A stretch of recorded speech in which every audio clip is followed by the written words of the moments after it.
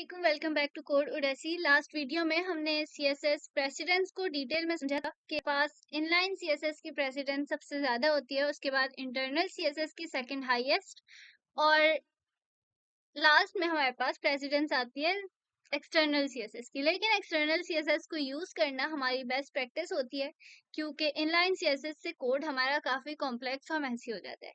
इस वीडियो में हम सीएसएस सिलेक्टर्स को डिटेल में डिस्कस करेंगे और समझेंगे कि सीएसएस सिलेक्टर क्या होते हैं, क्यों जरूरी हैं, और हमारे पास किस तरह से हम एचटीएमएल और सीएसएस में सीएसएस सिलेक्टर्स को यूज कर सकते हैं। तो सबसे पहले हम फाइल्स बना लेते हैं, इसको क्लोज करते हैं और इस फोल्डर में हम सिलेक्टर्स डॉट एचटीएमएल और एक और फाइल बनाते हैं सिलेक्टर्स डॉट सीएसएस के नाम से। एचटीएमएल वाली फाइल के अंदर हम यहाँ पे Shift 1 प्रेस करेंगे और एंटर करेंगे तो हमारे पास एक बेसिक स्ट्रक्चर एचटीएमएल का बन जाएगा। यहाँ पे टाइटल चेंज कर देते हैं सीएसएस सिलेक्टर्स। अब यहाँ पे सबसे पहले जो है हम क्या करते हैं, एक दो तीन पैराग्राफ्स लिखते हैं और उसको हम जो है अपनी सीएसएस में देखते हैं कि किस तरह से हम जो है कलर कर सकते हैं उन तीनों पैराग्राफ्स को, अगर हम चाहें तो। स्टार्ट करते हैं। यहाँ पे मैं लिखती हूँ दिस इज फर्स्ट पैराग्राफ,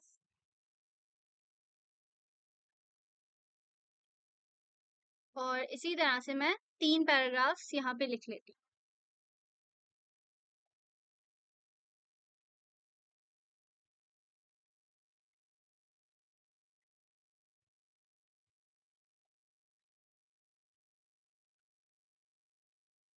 और ये थर्ड पैराग्राफ। अब अगर मैं चाहूँ कि इनको कलर कर दूं, ठीक है, तो यहाँ पे मैं सीएसएस सिलेक्टर्स वाली फाइल में जाऊंगी, इसको पहले लिंक कराऊंगी। अपने हेड के अंदर हम लिंक का टैग यूज करके अपनी सीएसएस की फाइल का नाम लिखते हैं यहाँ पे, तो ये हमारी फाइल लिंक हो जाती है। अब इसके अंदर मैं जो भी काम करूंगी तो वो इन एलिमेंट्स के ऊपर अप्लाई होगा। यूजिंग सिलेक्टर्स हम सिलेक्ट करते हैं कि किस एलिमेंट के ऊपर हमारा स्टाइल अप्लाई हो। तो यहाँ पे मैं एक पैराग्राफ अगर सिलेक्ट करूं, ठीक है, मुझे पैराग्राफ के ऊपर कलर करना है, ठीक है, तो अगर मैं इस वाली पैराग्राफ के ऊपर कलर प्रॉपर्टी अप्लाई कर दूं, ठीक है, और इसको रन करके देखूं,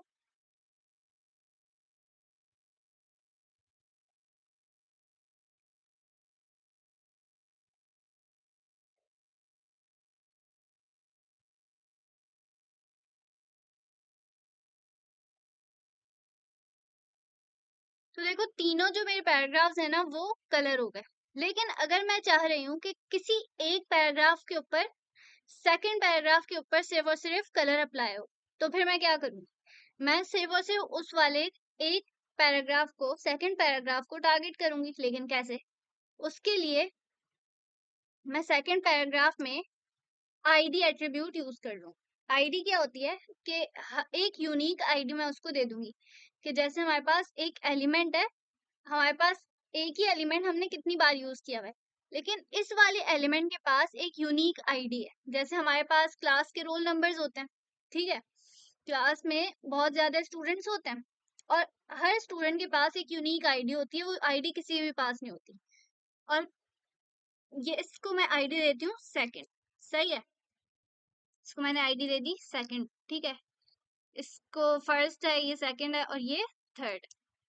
अब आईडी जो है ना कभी भी सेम नहीं होती, ठीक है। क्लास जो है सेम हो सकती है, क्लास मैं दे दूं इसको अगर क्लास पैरा, ठीक है, और आईडी मैंने इसको सेकंड दे दी, क्लास इसकी इसके अंदर भी मैं क्लास दे सकती हूँ, ठीक है, यही वाली, लेकिन आईडी हमेशा यूनिक होती है। अब अगर जो है मैं चाह रही हूँ कि सिर्फ और सिर्फ ये वाला पैराग्राफ जो है कलर हो, तो मैं ये आईडी लिखूंगी सिलेक्टर के अंदर। और आईडी सिलेक्टर हम कैसे यूज करते हैं, हैश से, ठीक है, हैश सेकंड लिखूंगी, आईडी जो भी है मेरी, और यहाँ पे मैं लिख दूंगी कलर, और इसको मैं कर देती हूँ ये वाला कलर। ठीक है, इसको रन करके देखते हैं। तो देखो यहाँ पे मेरा सेकंड पैराग्राफ कलर हो गया, जो हमने यहाँ पे अप्लाई किया, सिर्फ सेकंड हो गया। क्यों? क्योंकि हमने उस वाले पैराग्राफ को एक यूनिक आईडी दी, और जो उसके बाद हमने आईडी सिलेक्टर यूज करके सिर्फ उस एलिमेंट के ऊपर स्टाइल अप्लाई कर लिया। ठीक है, इसके बाद हमारे पास आता है क्लास सिलेक्टर। अब अगर मैं चाह रही हूँ कि पहला वाला पैराग्राफ को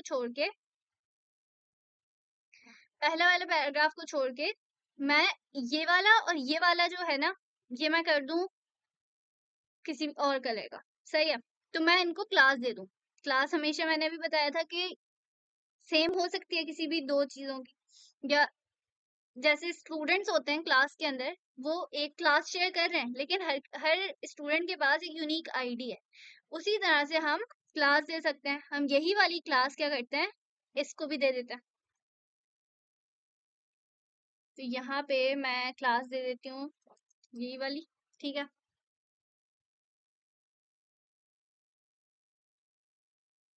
अब इसको कलर करके देखते हैं।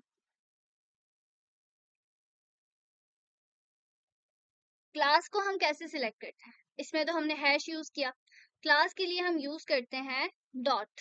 ठीक है, डॉट, और हमने पैरा क्लास दी थी। ठीक है, पैरा लिखेंगे, और इधर हम इसको कलर कर देते हैं। कौन सा करें? ब्राउन कर देते हैं। ठीक है, अब कलर करके सेम लग रहा है वो, ये वाला कर देते हैं। ठीक है, अब इसको रन करके देखें अगर,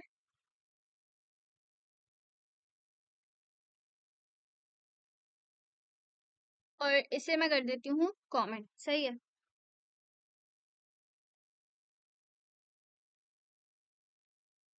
ठीक है। तो अब मैं इसको कलर करके देखती हूँ।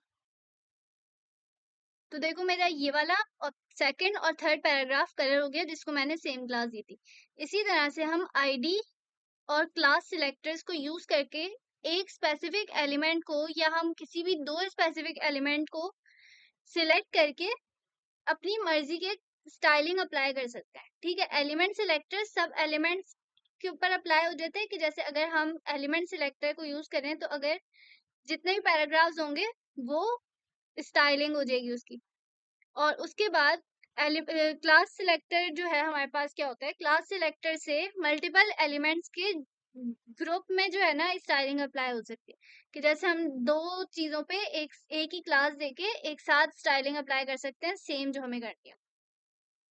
और उसके बाद आता है हमारे पास आईडी सिलेक्टर। ये किसी भी एक स्पेसिफिक एलिमेंट के ऊपर हम चाहें तो अप्लाई कर सकते हैं। जैसे हम एक स्टूडेंट को यूनिक एक आईडी दे देते हैं, वैसे ही हम एक आईडी स्पेसिफिकली एक एलिमेंट को दे देते हैं, और जो भी हमें स्टाइलिंग अप्लाई करनी है उसी के अकॉर्डिंग सिलेक्टर्स यूज करके स्टाइलिंग कर सकते हैं। इसके बाद हमारे पास एक और आता है ग्रुप सिलेक्टर। ग्रुप सिलेक्टर होता है कि जैसे अगर मैं यहाँ पे एक हेडिंग डाल दूं, ठीक है, यहाँ पे हेडिंग डालूं this is CSS selectors tutorial.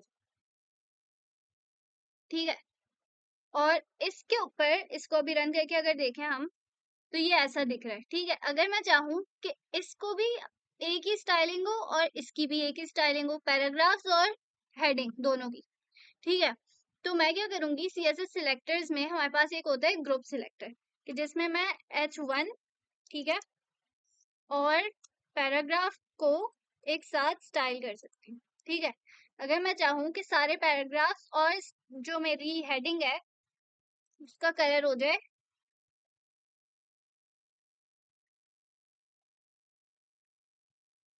Dark blue, सही है। इसको कैसे करेंगे, यहाँ पे से देखो सारे जो मेरी हेडिंग्स हैं और जितने पैराग्राफ्स हैं उनका कलर क्या हो गया, ब्लू हो गया, क्योंकि हमने ग्रुप सिलेक्टर यूज किया। और हमारे पास होता है एक यूनिवर्सल सिलेक्टर। यूनिवर्सल सिलेक्टर पूरी बॉडी के ऊपर अप्लाई हो जाता है कि जैसे अगर मैं चाहूँ कि पूरी बॉडी में का बैकग्राउंड कलर मेरा, प्रॉपर्टीज हम डिटेल में देखेंगे आगे, अभी मैं सिर्फ सिलेक्टर्स पढ़ रहे हैं अभी, तो उसके ऊपर अगर मैं चाहूँ कि जैसे ये है ना मेरे पास, ये बैकग्राउंड कलर पूरा किसी और कलर का हो जाए, ठीक है, बैकग्राउंड कलर मैं क्या करूंगी, इसका चेंज करके ये वाला सिलेक्टर, ये होता है यूनिवर्सल सिलेक्टर, ठीक है, यानी कि ये पूरी बॉडी के ऊपर अप्लाई हो जाता है। ये वाला कलर मैं पूरी बॉडी के ऊपर अप्लाई करती हूँ, ठीक है, तो यहाँ पे से पूरा यूनिवर्सल सिलेक्टर ने क्या किया, पूरी उसके ऊपर पूरे हमारी बैकग्राउंड कलर ब्लू कर दिया।